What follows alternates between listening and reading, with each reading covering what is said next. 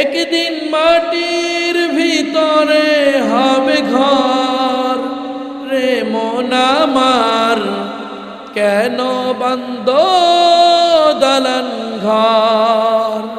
কবরের আযাব আপনি আমি সহ্য করতে পারবো না, আপনার আমার সহ্য করা সম্ভব নয়। এই কঠিন আযাব আপনার আমার সহ্য করা সম্ভব নয়। তাহলে এই কঠিন আযাব থেকে বাঁচার জন্য আপনাকে আমাকে 5 ওয়াক্ত নামাজ ঠিক মতো আদায় করতে হবে। 3 নম্বর শাস্তি হলো, কিতাবের মধ্যে লেখেন ওই কবরের মধ্যে জাহান্নামের একটি সাপ দেওয়া হবে। কি দেওয়া হবে বলেন? জাহান্নামের একটি সাপ দেওয়া হবে। কিতাবের মধ্যে লেখে ওই সাপটা এত বড় হবে, বলছেন 11 মাইল পথ লম্বা যেই পরিমাণ, ওই পরিমাণ ওই জাহান্নামী সাপটা হবে। ওই সাপটার দাঁতগুলো হবে লোহার মতো, আগুনের মতো। আর ওই সাপটা এমন ভাবে গর্জন মারবে, এমন জোরে হুঙ্কার দিবে, যেমন দুনিয়ার মধ্যে যখন আকাশ থেকে বজ্রপাত হয় কি পরিমাণ আওয়াজ হয়। কেহ কেহ কানের তালি ফেটে মারা যায়, কেহ কেহ যদি ওই বজ্রপাতের আওয়াজের কাছে থাকে, ওই অবস্থায় কাছে থেকে পড়ে মারা যায়। তো এমন কঠিন মুসিবতের, এমন কঠিন ভয়ঙ্কর আওয়াজ ওই সাপটা জাহান্নামীর কবরের মধ্যে দিবে। শুধু তাই নয় রে মুসলমান, যখন এমন করে আওয়াজ দিবেন ওই সাপটা, আর যখন দংশন করবেন, আর বলবেন হে নাফরমান বেনামাজি, তুই ফজরের নামাজ ছেড়ে দিয়েছ, এজন্য তোকে দংশন করতেছি। এভাবে দংশন করতে করতে জোহর পর্যন্ত দংশন করবে। আবার জোহরের সময় বলবে হে নাফরমান বেনামাজি, তুই জোহরের নামাজ ছেড়ে দিয়েছ। এভাবে আসর পর্যন্ত দংশন করবে। আবার আসরের সময় থেকে বলবে হে বেনামাজি, তুই মাগরিবের নামাজ ছেড়ে দিয়েছ, তোকে এশা পর্যন্ত। আবার এশারের নামাজ ছেড়ে দিয়েছ, এশারের পর থেকে নিয়ে ফজর পর্যন্ত। এভাবে কিয়ামত পর্যন্ত কিতাবে লেখেন ওই সাতটা তাকে আযাব দিতে থাকবে। কঠিন মুসিবত হবে। এই মুসিবত একজন বেনামাজির কবরে হবে। কার কবরে ভাই? বেনামাজির কবরে। আল্লাহ রব্বুল আলামিন আমাদেরকে 5 ওয়াক্ত নামাজ ঠিকভাবে আদায় করার তৌফিক দান করুক। সকলে বলুন আমিন। একজন বেনামাজির কবরের মধ্যে এমন কঠিন আযাব হবে। এজন্য মুসলমান, আপনাকে আমাকে নামাজের পাবন্দি করতে হবে, নামাজের ঠিক মতো আদায় করতে হবে। 5 ওয়াক্ত নামাজ আপনার আমার জন্য আল্লাহ তাআলা ফরজ করে দিয়েছেন। একজন মুমিন যখন 5 ওয়াক্ত নামাজ পড়ে, তার কিন্তু মনে কোনো দুঃখ থাকে না, শরীরে কোনো কষ্ট থাকে না। ঠিক কিনা বলুন? 5 ওয়াক্ত নামাজ যেই বান্দা ঠিক মতো আদায় করে, তার কাছে জিজ্ঞাসা করে দেখবেন তার মনটা সবসময় উৎফুল্ল থাকে। ঠিক কিনা?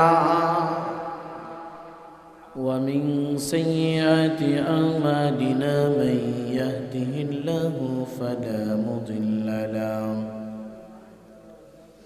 ومن يضلله فلا هادي له ونشهد أن لا إله إلا الله وحده لا شريك له وأشهد أن سيدنا وسندنا وحبيبنا ومولانا محمدا عبده ورسوله صلى الله تعالى عليه وعلى آله وأصحابه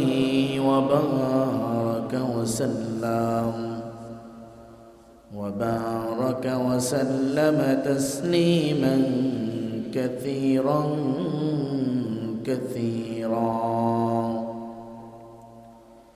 أما بعد، فقد قال الله تعالى في كلامه المجيد والفرقانه الحميد: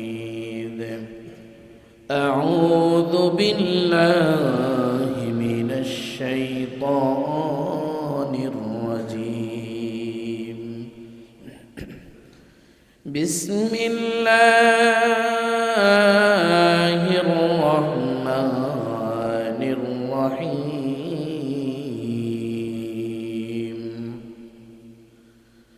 والعصر إن الإنسان لفي خسر إلا الذين آمنوا وعملوا الصالحات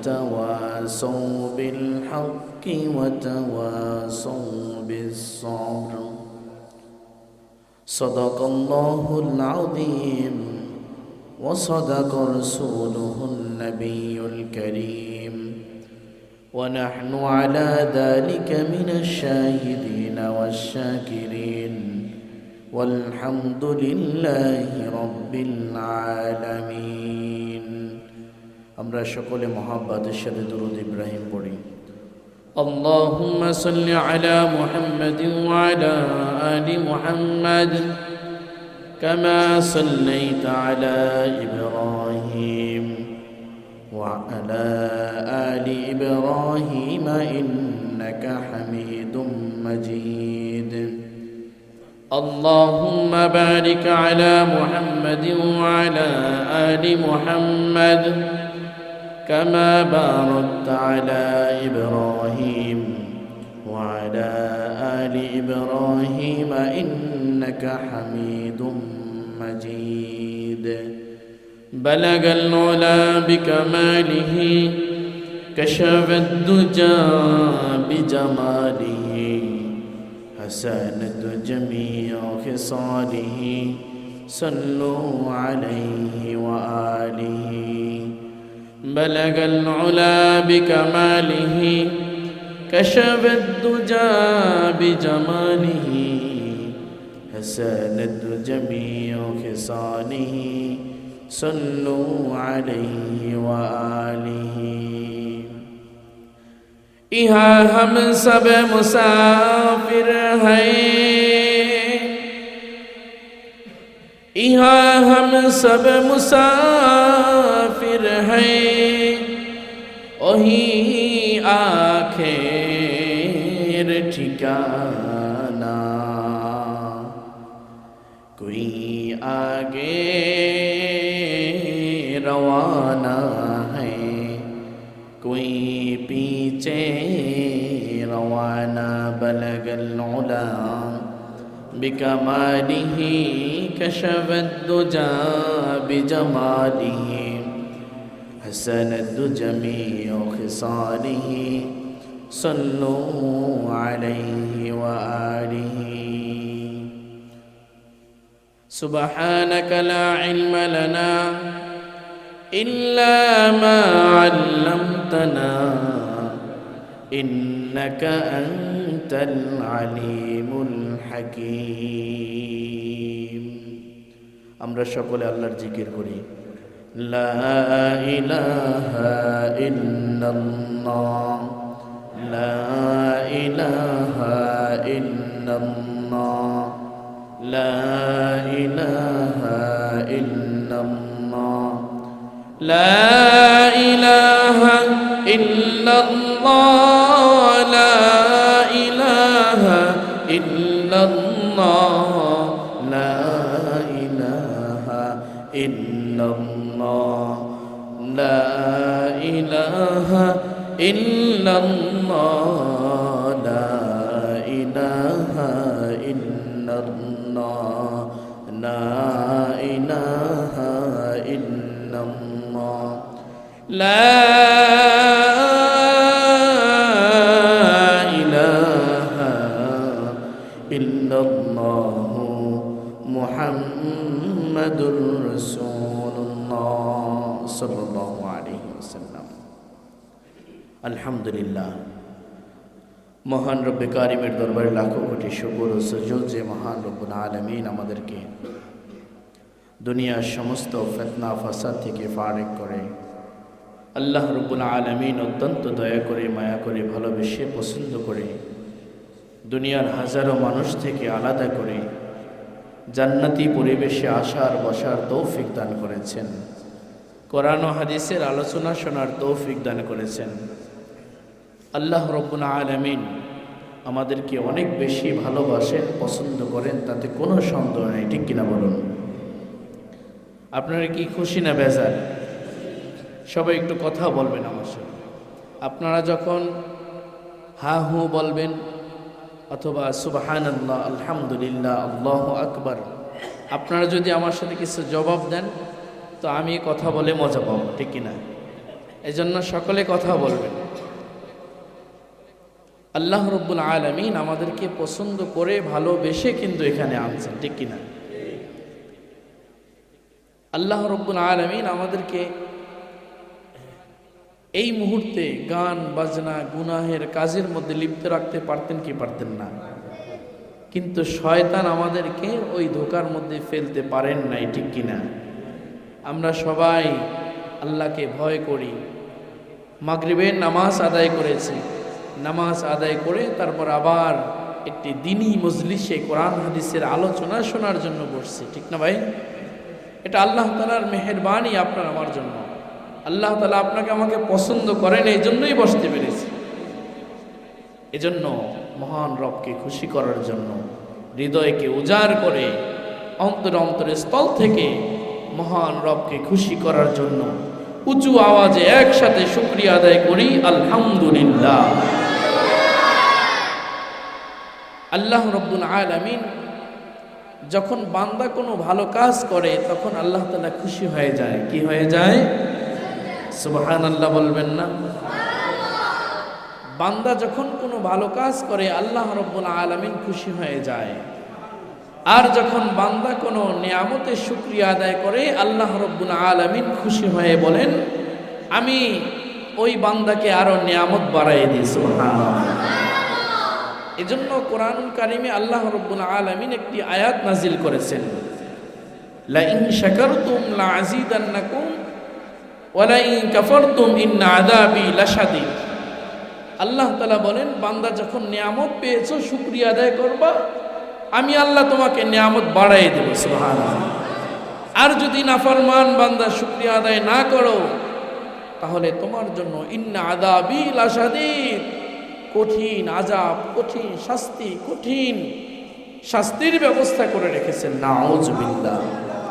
আল্লাহ রব্বুল আলামিন আপনাকে আমাকে শুকরগুজার বান্দা হিসেবে কবুল করুক, সকলে বলুন আমিন। আল্লাহ রব্বুল আলামিন আপনাকে আমাকে ভালোবেসে দুনিয়ার অসংখ্য অগণিত নিয়ামত দান করেছেন, তাতে কোনো সন্দেহ আছে বলেন? যদি নিয়ামতের বর্ণনা করা হয়, আল্লাহ রব্বুল আলামিনের প্রশংসা করা হয়, নিয়ামতের বর্ণনা করা হয়, আল্লাহ তাআলার প্রশংসাও শেষ হবে না, আর আল্লাহ তাআলার নিয়ামতও শেষ হবে না। আল্লাহ রব্বুল আলামিন বলেন, ওয়া ইন তাউদ্দু নিয়ামাতাল্লাহি লা তুহসুহা। আল্লাহু আকবার। আল্লাহ রব্বুল আলামিন নিজেই বলতেছে, আমি তোমাদেরকে এত নিয়ামত দিয়েছি, তোমরা গণনা করে শেষ করতে পারবা? এই নিয়ামতের কথা যদি একটু চিন্তা করি, যদি নিজের বডির দিকে তাকাই, আমরা তো দুনিয়ার মধ্যে একে অপরে অথবা নিজে আমরা এরকম আলোচনা করি যে আমার এই নাই, সেই নাই, ঘর নাই, বাড়ি নাই, টাকা নাই, পয়সা নাই, অনেক কিছু নাই, বহুত কিছু নাই, এরকম অনেক আলোচনা করি না ভাই? করি। কিন্তু আপনি যদি একটু নিজের শরীরের দিকে তাকান, আমার চোখ আছে, আছে, আমার হাত আছে, আছে, আমার জবান আছে, আছে, আমার পা আছে, আছে, কত মানুষ আছে চোখ নাই, জবান আছে কথা বলতে পারে না, কান আছে শুনতে পায় না, চোখ আছে দেখতে পায় না, মাথা আছে মাথায় সুন্দর কাজ করে না, পা আছে হাঁটতে পারে না, ঠিক কিনা বলুন? আল্লাহ রব্বুল আলামিন আপনাকে আমাকে এরকম হাজার অসংখ্য লক্ষ কোটি নিয়ামত দিয়ে ভরপুর করে রেখেছে, আর আপনি আমি দুনিয়ার মানুষ নাই নাই নাই নাই শুধু বলতেছি, ঠিক কিনা? কিন্তু আমাদের খাতা কলম নিয়ে লিপিবদ্ধ করা উচিত যে আমাদের কি কি আছে, ঠিক কিনা বলুন? এজন্য আমরা সব সময় শুকরিয়া আদায় করব কার? আল্লাহ। সব সময় শুকরিয়া আদায় করব ভাই কার? আল্লাহর। আল্লাহর যদি শুকরিয়া আদায় করি আল্লাহ রাব্বুল আলামিন খুশি হয়ে আপনাকে আমাকে আরো নিয়ামত বাড়াইয়ে দিবেন। ঠিক কিনা বলুন সুবহানাল্লাহ। আল্লাহ রাব্বুল আলামিন এই দুনিয়াকে সৃষ্টি করেছেন একটি নিজাম হিসাবে। আল্লাহ রাব্বুল আলামিন এই দুনিয়াকে সৃষ্টি করে দুনিয়াতে মাখলুক সৃষ্টি করেছেন। সেই মাখলুক যখন সৃষ্টি করলেন, ফেরেশতাদের সাথে আদম সন্তান সৃষ্টি করার আগে ফেরেশতাদের সাথে আল্লাহ রাব্বুল আলামিন পরামর্শ করলেন, হে ফেরেশতারা, আমি কিছু এমন মাখলুক আদম সন্তান তৈরি করতে চাই যারা আমার ইবাদত করবে।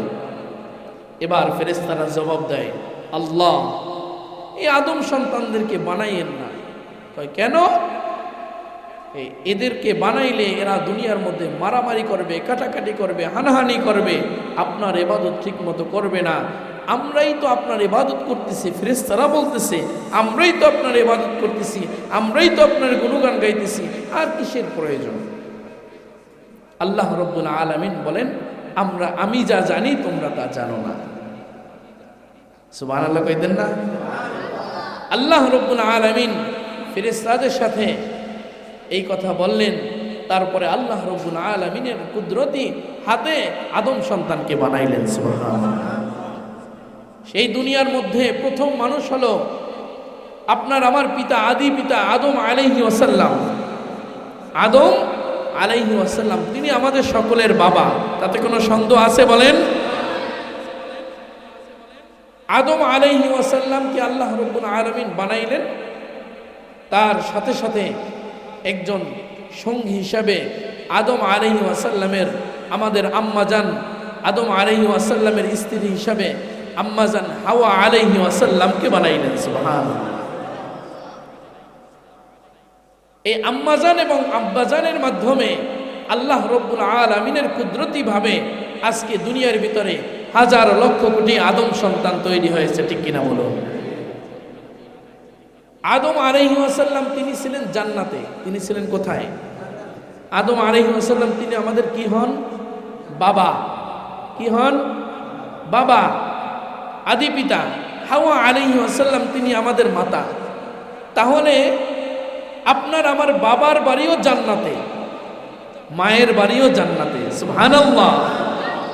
তাহলে যার বাবার বাড়িও জান্নাতে, মার বাড়িও জান্নাতে, তার মানে দাদার বাড়িও জান্নাতে, নানার বাড়িও জান্নাতে।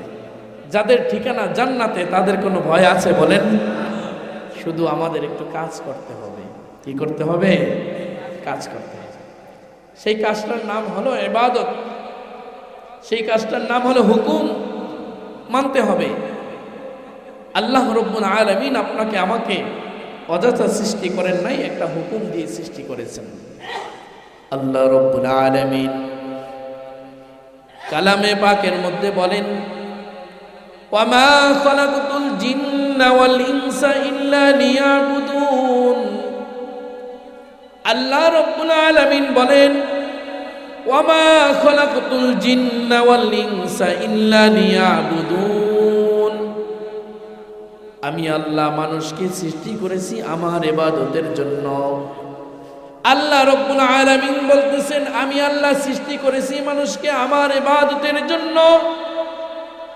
আর দুনিয়ার মানুষগুলো আল্লাহ রাব্বুল আলামিনের ইবাদত ছেড়ে দিয়ে দুনিয়ার ইবাদতে মশগুল। ঠিক কিনা বলুন?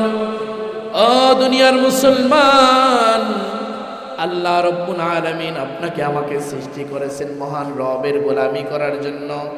সেই গোলামির মধ্যে সর্বপ্রথম যেই গোলামি, সবচেয়ে দামি যেই গোলামি, সেই গোলামির নাম হলো নামাজ। এই নামাজকে যদি কোনো বান্দা ঠিক মতো পড়ে, ঠিক মতো আদায় করে, আল্লাহ রাব্বুল আলামিন ওই বান্দার প্রতি খুশি হয়ে 5টি পুরস্কার দান করে। সুবহানাল্লাহ। আল্লাহ রাব্বুল আলামিন আপনাকে আমাকে ইবাদতের জন্য সৃষ্টি করেছেন। এই ইবাদতের মধ্যে নামাজ ইবাদত, রোজা ইবাদত।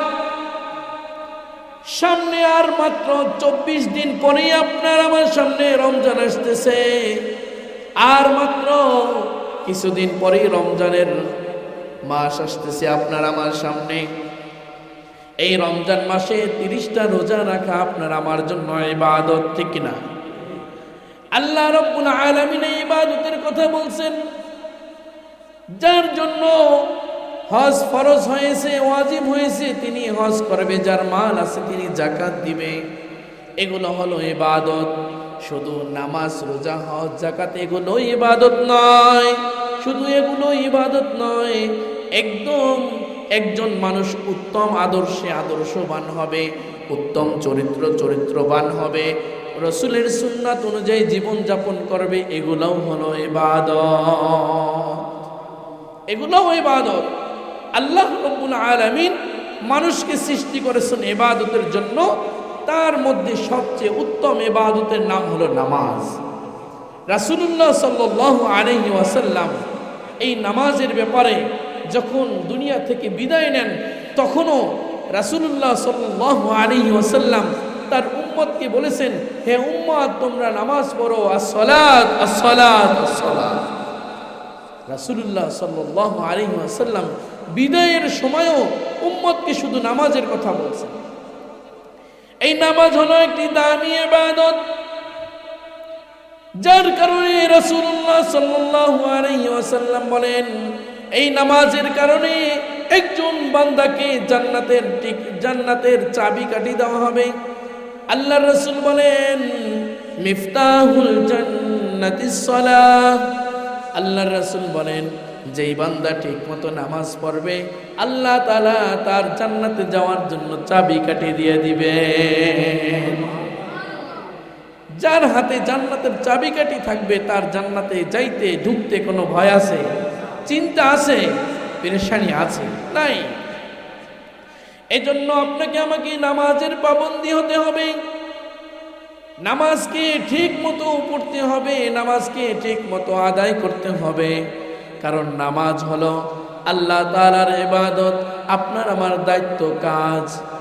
আপনার আমার কাজকে যেভাবে আপনি আমি দায়মি করে নিছি যে আমাকে সকালবেলা উঠে কাজে যেতে হবে, অফিসে যেতে হবে, তেমনিভাবে যদি আপনি আমি ঠিক মতো নামাজকেও খুব গুরুত্বের সাথে পাবন্দি করতে পারি, নামাজকে নিজের জীবনে বাস্তবায়ন করতে পারি, তাহলে আল্লাহ রাব্বুল আলামিন খুশি হয়ে, হাদিসের মধ্যে ঘোষণা আসছে, তাকে 5টি পুরস্কার দান করবেন। সুবহানাল্লাহ। 1 নাম্বার পুরস্কারের নাম হলো রিজিকের অভাব দূর করে দিবেন। সুবহানাল্লাহ। 1 নাম্বার পুরস্কার কি ভাই? রিজিকের অভাব দূর করে দিবে। রিজিক এর কারণেই মানুষ দুনিয়ার মধ্যে কাটাকাটি, মারামারি, দৌড়দৌড়ি, লাফালাফি, যত ধরনের দাঙ্গা হাঙ্গামা, ফাসাদ, যত কিছু দুনিয়ার মধ্যে হয়, সব কিন্তু এই দুনিয়াতে থাকার জন্য, ঠিক কিনা? রিজিকের জন্য। মানুষের যদি পেটটা যদি না থাকতো, তাহলে যদি খাবারের যদি চাহিদা না থাকতো, তাহলে মানুষ কিন্তু এত খাই করে দুনিয়ার ভিতরে এত অরাজকতা সৃষ্টি করতো না, ঠিক কিনা বলুন? এজন্য আল্লাহ রাব্বুল আলামিনের প্রিয় পয়গম্বর বলেন, উম্মত নামাজ পড়ো, আল্লাহ রাব্বুল আলামিন তোমার রিজিকের অভাব দূর করে দিবেন। সুবহানাল্লাহ। রাসূলুল্লাহ সাল্লাল্লাহু আলাইহি ওয়াসাল্লামের জামানায় কিছু সাহাবীদেরকে আল্লাহ রাসূল সাল্লাল্লাহু আলাইহি ওয়াসাল্লাম যুদ্ধের ময়দানে পাঠাবেন। এমন পরিস্থিতিতে একজনকে আমির বানাইয়া কিছু সাহাবীদেরকে যুদ্ধের ময়দানে পাঠালেন। পাঠানোর পরে ওখানে তারা অবস্থান করতেছেন। তাদেরকে যেই খাবারের সামান দিয়েছেন সেগুলো শেষ হয়ে গেছে। এবার ওই কাফেলার আমির বলতেছে, হে তোমরা 2 জন, তোমরা গিয়ে রাসূলের দরবারে যাও, গিয়ে বলবা যে আমাদের খাবার শেষ হয়ে গেছে, আমাদের জন্য খাবারের জন্য ব্যবস্থা করে রাসূল। এবার আল্লাহর বান্দা 2 জন আসলেন রাসূলের দরবারে। রাসূল তখন ওই অবস্থায় মসজিদের মধ্যে কোরআন তেলাওয়াত করতেছেন, জিকির করতেছেন। আর আল্লাহর রাসূলের ওই 2 জন সাহাবী রাসূলের কাছে যখন আসলেন, এসে দেখতেছেন রাসূলুল্লাহ সাল্লাল্লাহু আলাইহি ওয়াসাল্লাম কালামুল্লাহ শরীফ থেকে তেলাওয়াত করতেছেন, ওয়ামা মিন দাব্বাতিন ফিল আরদি ইল্লা আলাল্লাহি রিজকুহা ওয়ামা মিন দাব্বাতিন ফিল আরদি ইল্লা আলাল্লাহি রিজকুহা।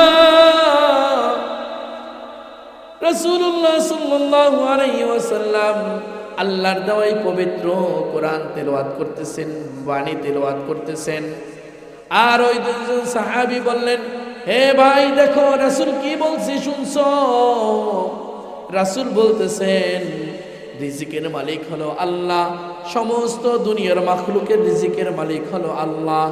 রাসূল যখন রিজিকের মালিক আল্লাহ বলতেছে, আমরা কেন রাসূলের দরবারে আসছি খাবারের জন্য, রিজিকের জন্য?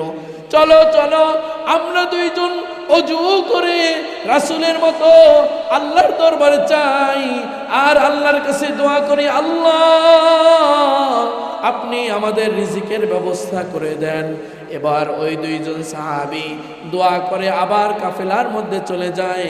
কাফেলার মধ্যে যখন যায় তখন ওই কাফেলার ব্যক্তিগুলো বলতেছে, হে ভাই তোমরা দুইজন রাসূলের দরবার থেকে খাবার আমাদের জন্য পাঠিয়ে দিয়ে তোমরা কই গেছিলা?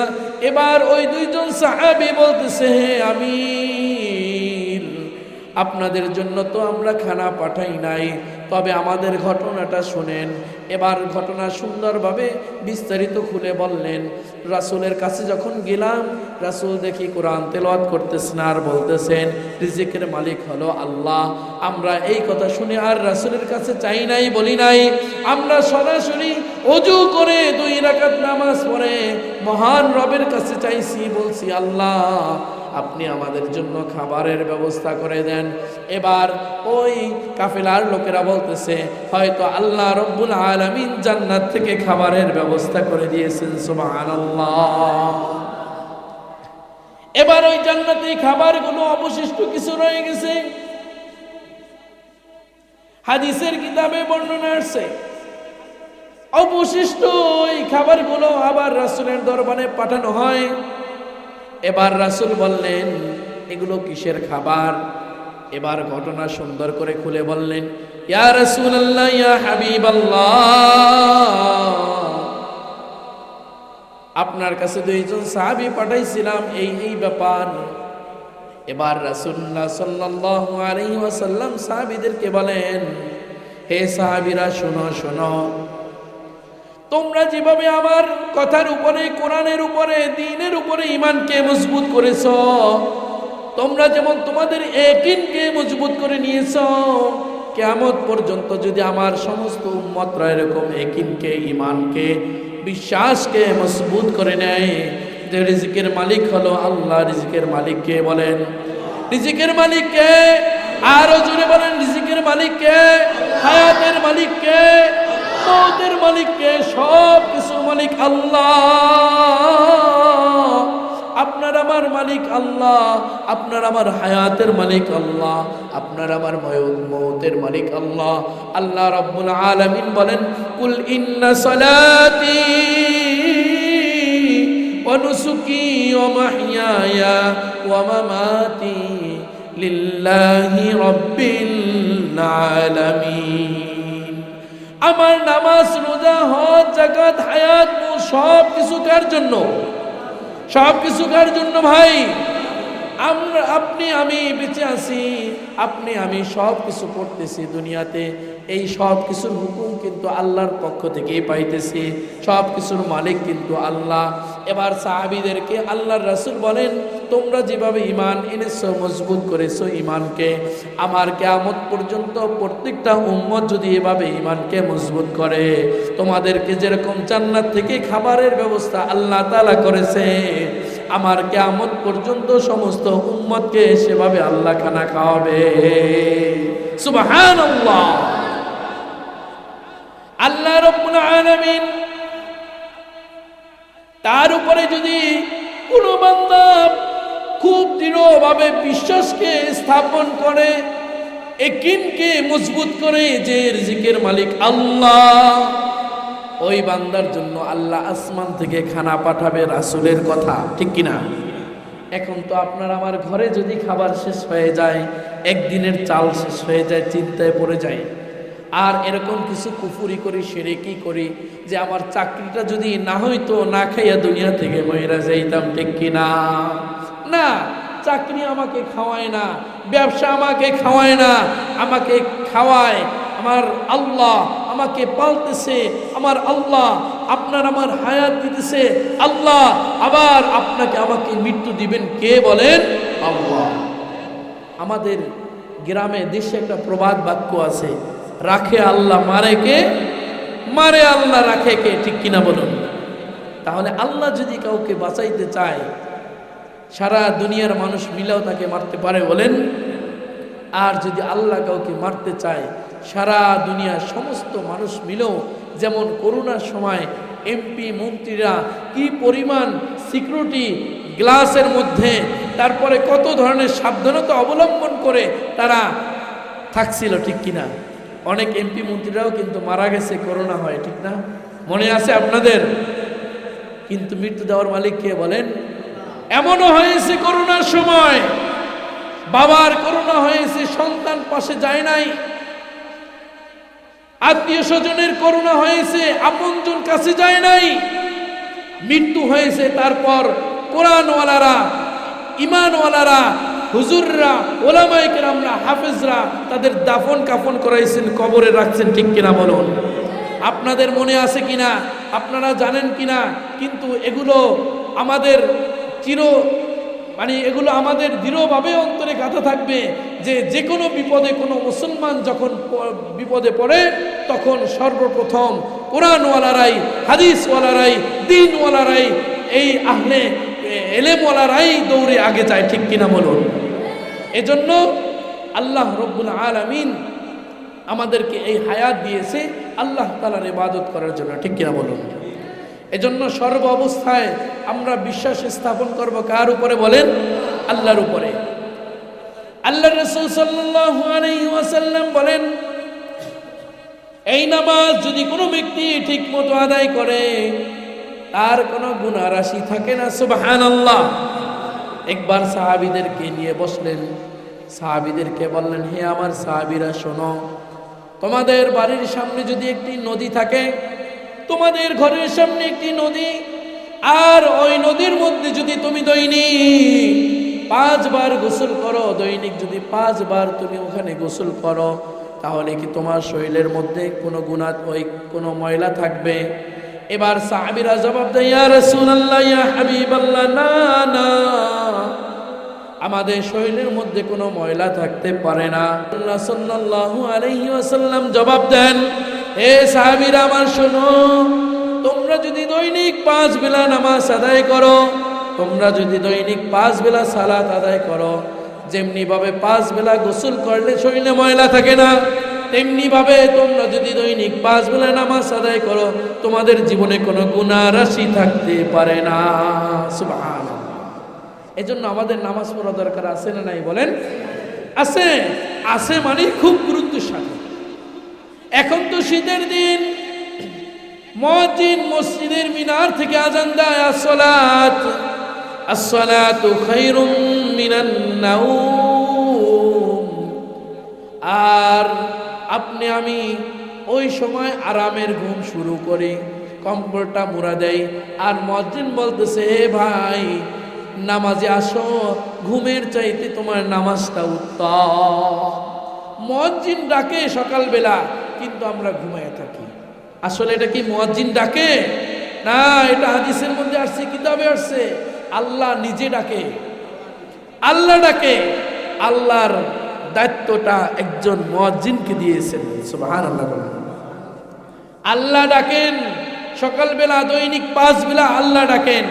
এই মুয়াজ্জিনের জবান থেকে, মসজিদের মিনার থেকে এই আওয়াজটা আপনার কান পর্যন্ত পৌঁছে, কিন্তু আপনি আমি ঘাড় ফিরিয়ে অন্যদিকে যাই, শয়তানের ধোকায় পড়ে, দুনিয়ার লোভ লালসায় পড়ে নামাজকে ছেড়ে দিয়েছি, আল্লাহ তাআলার হুকুমকে ছেড়ে দিয়েছি, ঠিক না বন্ধু? এজন্য আমাদের এই ব্যাপারে স্বচ্ছ হওয়া দরকার, যাতে করে আপনার আমার কাছ থেকে কোনোভাবেই আল্লাহ তাআলার এই মহান হুকুম নামাজ ছুটে না যায়, ঠিক কিনা বলুন? আল্লাহ রাব্বুল আলামিন বলেন, যদি কোনো বান্দা ঠিক মতো নামাজ আদায় করে, তাকে আমি আল্লাহ 5টি পুরস্কার দান করব। 1 নাম্বার হলো রিজিকের অভাব দূর করে দেবে। 2 নাম্বার, আল্লাহ রাব্বুল আলামিন ওই নামাজি ব্যক্তির কবরের আযাবকে মাফ করে দিবেন। সুবহানাল্লাহ। কবরে যাওয়া লাগবে, কে কে কবরে যাইতে চান না? দুই হাত তোলেন। আপনারা চান না কেহ? আমরা সকলেই কবরে যাব কি যাব না? সবাই কবরে যাব, ঠিক না? আসলে বুঝতে পারে নাই, আমরা সবাই কবরে যাব, কিন্তু আমাদেরকে এই দুনিয়াতে থাকা যাবে না, দুনিয়াতে থাকা যাবে না, কবরে একদিন যেতেই হবে। আল্লাহ রাসূল সাল্লাল্লাহু আলাইহি ওয়াসাল্লাম বলেন, আল কবরু রাউযাতুম মিন রিয়াজিল জান্নাহ আও হুফরাতুম মিন হুফারিন নার। আল্লাহ রাসূল বলেন, একজন মানুষ সে যখন দুনিয়া থেকে বিদায় নিবে, তার ওই কবরটা কার জন্য হবে? জান্নাত। আও হুফরাতুম মিন হুফারিন নার, আর কার জন্য হবে? জাহান্নামের গর্ত। এবার মুসলমান জবাব দেন, আপনার আমার কবরটা যদি জান্নাতের বাগান বানাইতে চান, আপনার আমার কবরটা যদি জান্নাতের টুকরা বানাইতে চান, তাহলে আপনাকে আমাকে দুনিয়ার হায়াতের জিন্দেগিটা কেমনে কাটানো দরকার? নামাজ পড়া লাগবে কি লাগবে না? রোজা রাখা লাগবে কি লাগবে না? হজ যদি ওয়াজিব হয় হজ করা লাগবে কি লাগবে না? যাকাতের উপযুক্ত হলে যাকাত দেওয়া লাগবে কি লাগবে না? এগুলো হলো আল্লাহ তাআলার বিধান, এগুলো হলো ইসলামের বিধান। এগুলো যদি আপনি না করেন, আমি না করি, তাহলে হাসরের ময়দানে আল্লাহ রব্বুল আলামিনের কাঠগড়ায় দাঁড়িয়ে আপনাকে আমাকে জবাব দিতে হবে, ঠিক কিনা? একজন নামাজি ব্যক্তির জন্য কবরটা জান্নাতের টুকরা হতে পারে কি পারে না বলেন? কারণ কোন ব্যক্তির জন্য হবে কবর জান্নাতের বাগান, কারোর জন্য জাহান্নামের গর্ত।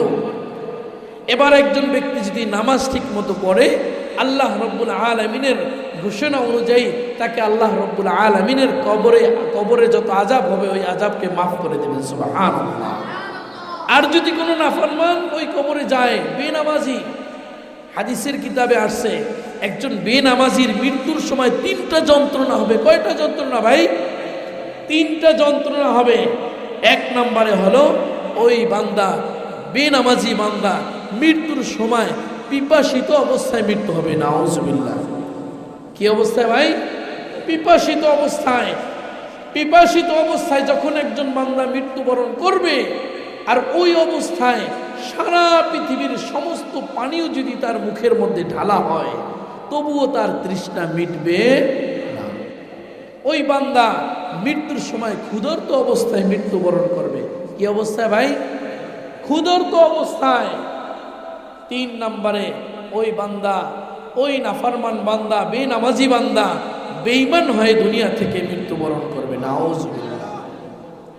এমন কঠিন মুসিবত আপনার আমার হোক, এটা কেউ চান বলেন? আমরা কেউই চাই না। তাহলে কি নামাজ ছাড়া যাবে বলেন? নামাজ ছাড়া যাবে না। এবার কিতাবে আসছে মৃত্যুর সময় তো এই 3টা শাস্তি হবে, এবং কবরে যখন ওই বান্দাকে নাফরমান বেনামাজিকে রাখা হবে তখনও 3টা শাস্তি হবে, নাউজুবিল্লাহ। ভয়ঙ্কর 3টা শাস্তি। খুব খেয়াল করে শুনেন, ভয়ঙ্কর যে 3টা শাস্তি হবে তার মধ্যে 1 নম্বরে হলো ওই নাফরমান ব্যক্তির কবরের মধ্যে জাহান্নামের আগুন দেওয়া হবে, নাউজুবিল্লাহ। 2য় নাম্বার হলো ওই জাহান্নামী ব্যক্তির, নাফরমান বেনামাজির ব্যক্তির কবরটাকে সংকীর্ণ করে দেওয়া হবে। এত সংকীর্ণ করে দেওয়া হবে যে তার ডান পাশের হাড় বাম পাশের পাঁজরের মধ্যে ঢুকে যাবে, বাম পাশের হাড় ডান পাশের পাঁজরের মধ্যে ঢুকে যাবে, নাউজুবিল্লাহ। এই কঠিন মুসিবত আপনার আমার জীবনে হোক, কবরে হোক, কে কে চান? আমরা কেউই চাই না। ও বন্ধু, কবরের আযাব আপনি আমি সহ্য করতে পারবো না, আপনার আমার সহ্য করা সম্ভব নয়। এই কঠিন আযাব আপনার আমার সহ্য করা সম্ভব নয়। তাহলে এই কঠিন আযাব থেকে বাঁচার জন্য আপনাকে আমাকে 5 ওয়াক্ত নামাজ ঠিক মতো আদায় করতে হবে। 3 নম্বর শাস্তি হলো, কিতাবের মধ্যে লেখেন ওই কবরের মধ্যে জাহান্নামের একটি সাপ দেওয়া হবে। কি দেওয়া হবে বলেন? জাহান্নামের একটি সাপ দেওয়া হবে। কিতাবের মধ্যে লেখে ওই সাপটা এত বড় হবে, বলছেন 11 মাইল পথ লম্বা যেই পরিমাণ, ওই পরিমাণ ওই জাহান্নামী সাপটা হবে। ওই সাপটার দাঁতগুলো হবে লোহার মতো, আগুনের মতো। আর ওই সাপটা এমন ভাবে গর্জন মারবে, এমন জোরে হুঙ্কার দিবে, যেমন দুনিয়ার মধ্যে যখন আকাশ থেকে বজ্রপাত হয় কি পরিমাণ আওয়াজ হয়। কেহ কেহ কানের তালি ফেটে মারা যায়, কেহ কেহ যদি ওই বজ্রপাতের আওয়াজের কাছে থাকে, ওই অবস্থায় কাছে থেকে পড়ে মারা যায়। তো এমন কঠিন মুসিবতের, এমন কঠিন ভয়ঙ্কর আওয়াজ ওই সাপটা জাহান্নামীর কবরের মধ্যে দিবে। শুধু তাই নয় রে মুসলমান, যখন এমন করে আওয়াজ দিবেন ওই সাপটা, আর যখন দংশন করবেন, আর বলবেন হে নাফরমান বেনামাজি,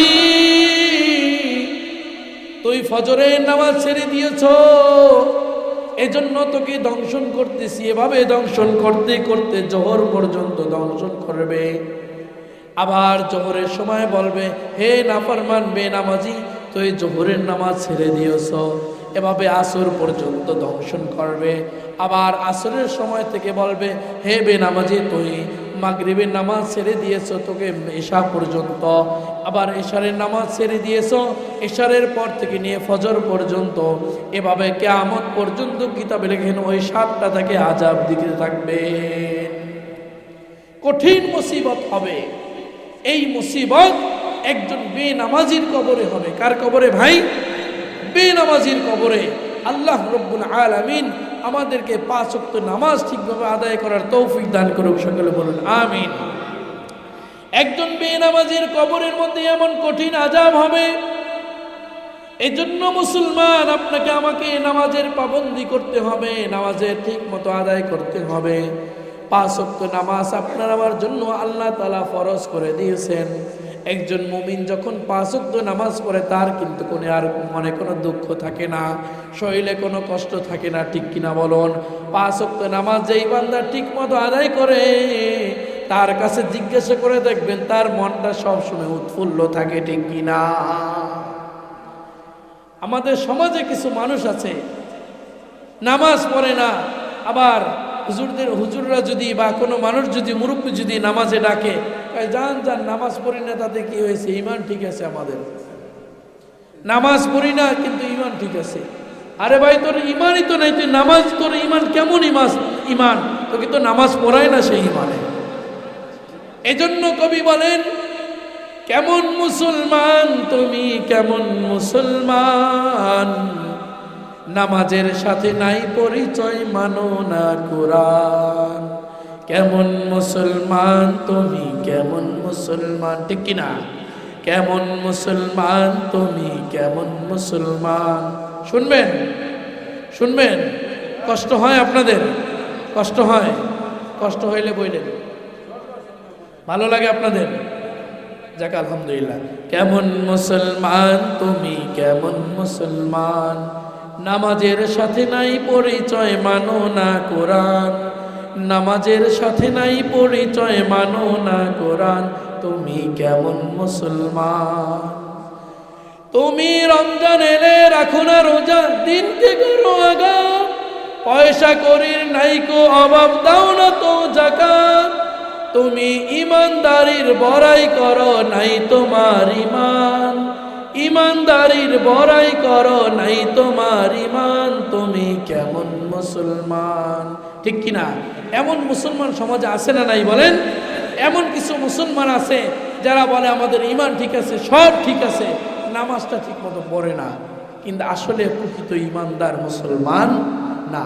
প্রকৃত ইমানদার মুসলমান যদি হইতো, তাহলে ঠিক মতো নামাজ আদায় করত, ঠিক মতো আল্লাহর গোলামি করত, ঠিক মতো রোজা রাখত। তুমি রমজান এলে রাখো না রোজা, দিনকে করো আঘাত, পয়সা করির নাইকো অভাব, দাও না তো যাকাত। তুমি ইমানদারির বড়াই করো, নেই তোমার ইমান। ইমানদারির বড়াই করো, নেই তোমার ইমান। তুমি কেমন মুসলমান? সামনে রমজান আসতেছে না ভাই? আর মাত্র 24-25 দিন পরে আমাদের সামনে রমজান আসবে। এই রমজানের রোজার জন্য আপনার আমার প্রস্তুতি নেওয়া দরকার আছে না নাই বলেন? আছে।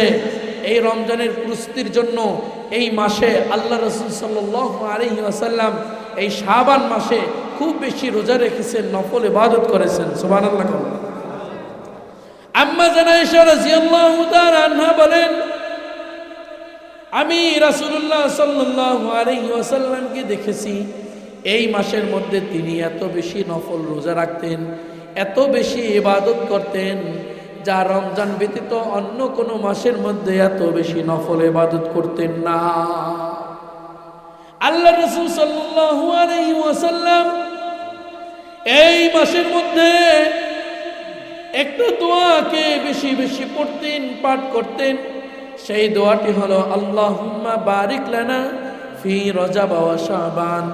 আল্লাহুম্মা, সবাই বলেন আল্লাহুম্মা বারিক লানা ফি রজব ওয়া শাবান ওয়া বাল্লিগনা রমাদান। যার অর্থ হলো, আল্লাহ আপনি আমাদেরকে শাবান, রজব এবং শাবানের পূর্ণ বরকত আমাদেরকে দান করেন এবং রমজান পর্যন্ত আপনি আমাদেরকে পৌঁছাইয়া দেন। এই দোয়া আমরা বেশি বেশি পড়ব তো ইনশাআল্লাহ। সবাই পারেন দোয়াটা? আবার পড়েন, আল্লাহুম্মা বারিক লানা, আল্লাহুম্মা বারিক লানা ফি রজব ওয়া শাবান, ফি রজব ওয়া শাবান ওয়া বাল্লিগনা রমাদান, ওয়া বাল্লিগনা রমাদান। আল্লাহ রাব্বুল আলামিন আমাদেরকে রমজান পর্যন্ত হায়াত বাড়ায় দিক। সকলে বলেন আমিন। এই রমজান আসতেছে ভাই, এই রমজান হলো আপনার আমার জন্য বিশেষ এক সুযোগ। কি ভাই? বিশেষ এক সুযোগ। আল্লাহ রাব্বুল আলামিন এই রমজানের ব্যাপারে বলেন, এই রোজা হলো আমার জন্য, আর এই রোজার পুরস্কার আমি আল্লাহ নিজ হাতে দিব। সুবহানাল্লাহ। as-sawmu li wa ana ajzi bi। আল্লাহ রাসূল বলেন, আল্লাহ তাআলা এই রোজাদারের পুরস্কার আল্লাহ তাআলা নিজ হাতে বান্দাকে দিবেন। সুবহানাল্লাহ। কারণ এই রোজা হলো একমাত্র আল্লাহর জন্য। কার জন্য ভাই? আল্লাহর জন্যই। কারণ রমজানের মধ্যে যদি আপনি আমি ঘরের দরজা বন্ধ করে খাই, পান করি, কেউ দেখবে? দেখবে কে? দেখবে কে ভাই? একমাত্র আল্লাহ দেখবে, তাছাড়া আর কেউ দেখবে না। কিন্তু বান্দা সমস্ত দুনিয়ার মানুষের ভয় ছেড়ে আল্লাহর ভয়ে তিনি একাও যদি ঘরের মধ্যে থাকে, সেখানেও যদি তার রমজানে ক্ষুধা অবস্থায় কষ্ট হয়, তারপরে কিন্তু রমজান মাসে আল্লাহর ভয় মুমিন বান্দারা কখনো খাইতে পারে না। কিছু কপাল পরা ভাইরা আছে যারা রমজান মাসে কিন্তু এই রোজার দিনও দোকানে দোকানে পর্দা লাগাইয়া তারপরে ঝালমুড়ি, বুটমুড়ি এগুলো খায়, ঠিক না? আবার বলে যে রোজাদাররা বুটমুড়ি স্বাদ লয়, তা আমরাও একটু পর্দার আড়ালে বসে স্বাদ নিয়ে নিই। এরকম ঘটনা আমি দেখেছি, আপনারা দেখছেন। আমি একবার বাজারে গেছি, তখন পর্দার ভিতর থেকে দেখি মুখ মুছতে মুছতে বের হইতেছে। তো বেচারার মুখের দাড়ির মধ্যে একটা দাড়িও আছে, মুখের মধ্যে একটা ছানা বুট লেগে রয়েছে। এবার অনেকে জিজ্ঞাসা করলেন, কি ভাই ইফতার করে বের হইলেন নাকি? ভাই কেমনে বুঝলা তুমি? ওই যেহেতু আপনার মুখের মধ্যে দাড়ি লেগে রয়েছে। তো এরকম ঘটনা ঘটে কি ঘটে না বলেন? এরকম মানুষ আছে ভাই। রমজান মাসে কাজকে হালকা করে দেই, কাজকে হালকা করে আপনার আমার কাজকে বানাই নেই যে ইবাদত হলো মূল্যবান কাজ। ইবাদত হলো মূল্যবান কাজ। এই রমজানের রোজা এটা হলো মূল্যবান কাজ। ভাই রমজানের একদিনের রোজা 1000 মাসের চাইতে উত্তম, যদি সেদিন সবে কদর বেঁচে যায়। ভাই রমজানের রোজা হলো জাহান্নাম থেকে বাঁচার ঢাল স্বরূপ। জাহান্নাম থেকে বাঁচার বান্দার জন্য ঢাল হবে রোজা। এই দুনিয়াতে চলতে টাকা পয়সা লাগে, এই দুনিয়াতে চলতে ক্ষমতা লাগে, দাপট লাগে, কিন্তু এই দুনিয়া থেকে যখন চলে যাবেন আপনার ক্ষমতা, আপনার দাপট, আপনার টাকা পয়সা কোনো কিছু কাজে আসবে, কোনো কিছু কাজে আসবে না। সব ছেড়ে আপনাকে যেতে হবে অন্ধকার কবরে। একদিন মাটির ভিতরে হবে ঘর রে মন আমার, কেন বান্দো দালান ঘর। একদিন মাটির ভিতরে হবে ঘর রে মন আমার, কেন বান্দ দালান ঘর। প্রাণ পাখি চলে যাবে পিঞ্জর ছেড়ে, পরে রবে শুধু তুমি এই দুনিয়াতে, এই দুনিয়াতে। মন রে কেন বান্দ দালান ঘর।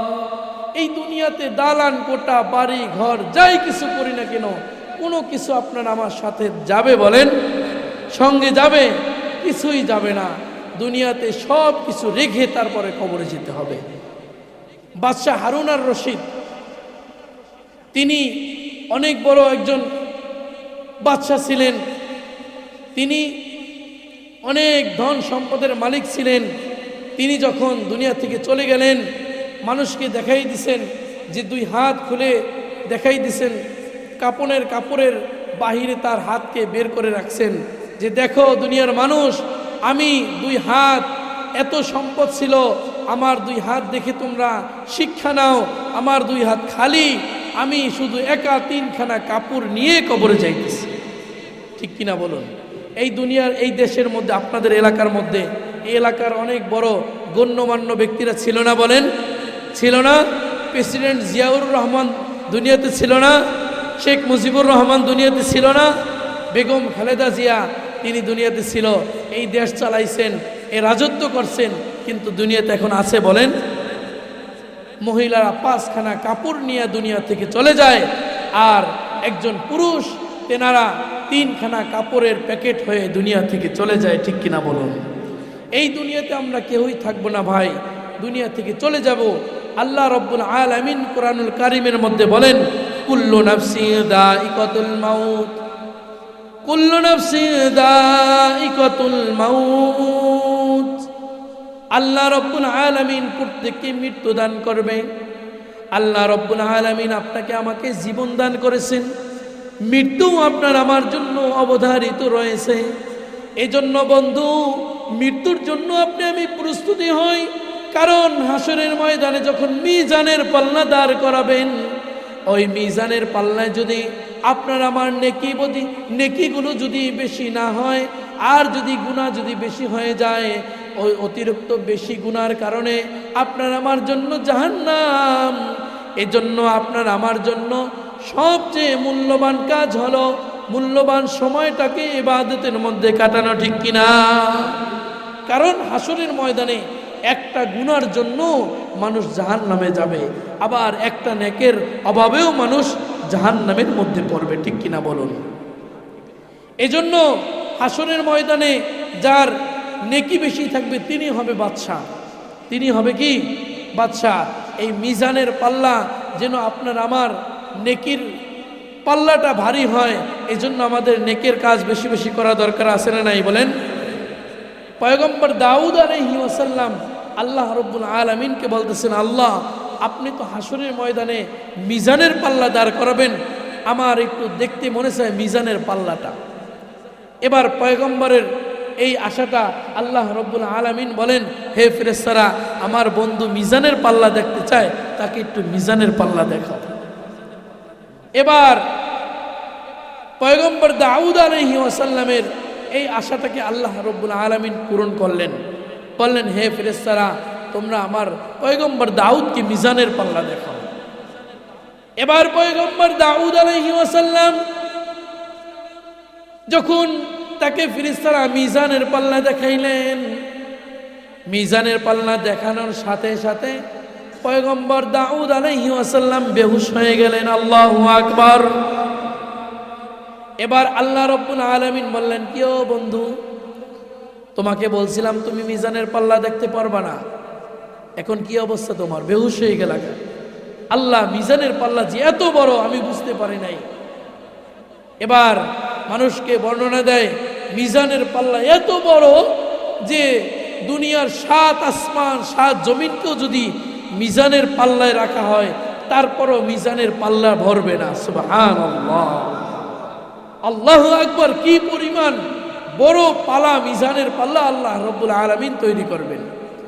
ওই মিজানের পাল্লাটা আল্লাহ রব্বুল আলামিন বলেন, একজন বান্দার একটা খেজুরের টুকরা যদি কোনো আল্লাহর রাস্তায় দান করার যদি ইখলাসের নিয়ত সহি হয়, একজন বান্দার যদি ইখলাসের সাথে অল্প থেকে অল্প, আদনা থেকে আদনা ছোট আমলও যদি আল্লাহর কাছে গ্রহণযোগ্য হয়, কবুল হয়, ওই ছোট্ট আমলের কারণেও, ওই ছোট্ট খেজুর দানার আমলের কারণেও আল্লাহ রব্বুল আলামিন এই মিজানের পাল্লা ভরে দিতে পারেন। সুবহানাল্লাহ, এত বড় মিজানের পাল্লা আল্লাহ রব্বুল আলামিন ইখলাসের আমলের, নিয়তের আমলের, ভালো আমলের বদলে কি করবেন? ভরে দিবেন।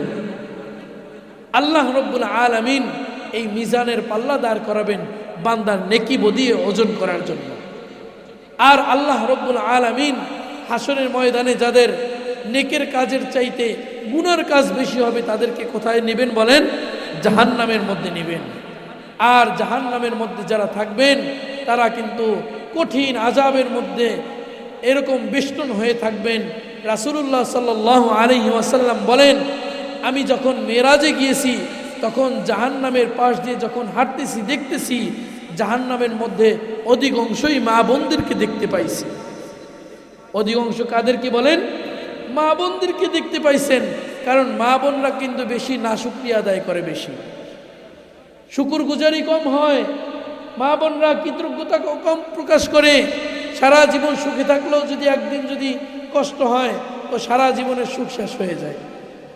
মা বোনরা কিন্তু ঠিকমতো নামাজ আদায় করে না, তাদের অসুস্থতার অজুহাতে তারা বিভিন্ন সময় ইচ্ছাকৃতভাবে নামাজ ছেড়ে দেয়, বিভিন্নভাবে তারা ইবাদতে অবহেলা করে।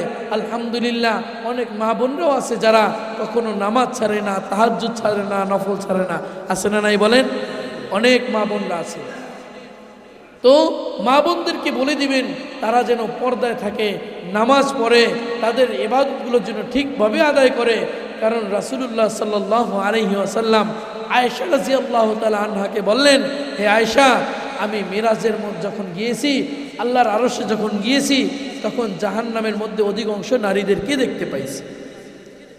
এজন্য আমাদের মা বোনদেরকে আমরা স্বচ্ছ করে দিব, তাদেরকে জানিয়ে দিব, হে মা বোনরা, তোমরা আল্লাহ তাআলার হুকুম ছাড়িও না, তোমরা পর্দা ছাড়িও না, নামাজ ছাড়িও না, বেপর্দা হইও না।